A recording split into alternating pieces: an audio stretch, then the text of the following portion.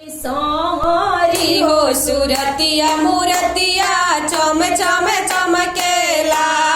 मैया के सावरी हो सूरतिया मूरतिया चम चम चमके बगल गैया के घियुआ गम गम गम केला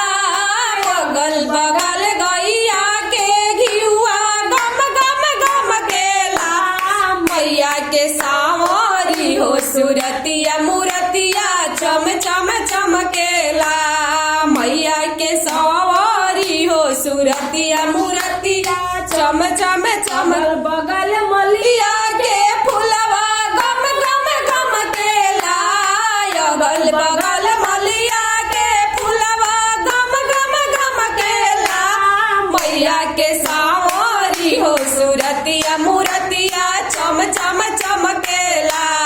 मैया के सावरी हो सूरतिया मूरतिया चम चम चमक बगल बाज जवक चुंदरी चम चम चमकेला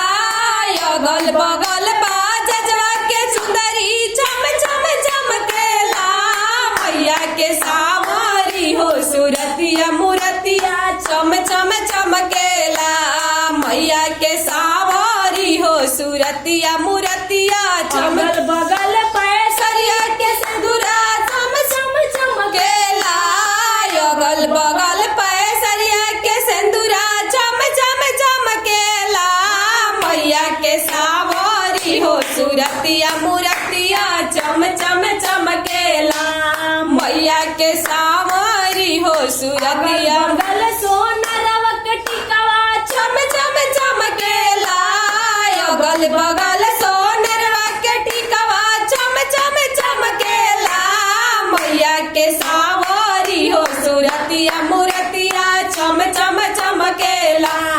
मैया के सावरी हो सूरतिया मूरतिया चम चम चमकेला। अच्छा लगे तो मेरे चैनल को सब्सक्राइब कीजिएगा, शेयर कीजिएगा और कमेंट में बताइएगा कैसा लगा। प्रेम से बोलो काली मैया की।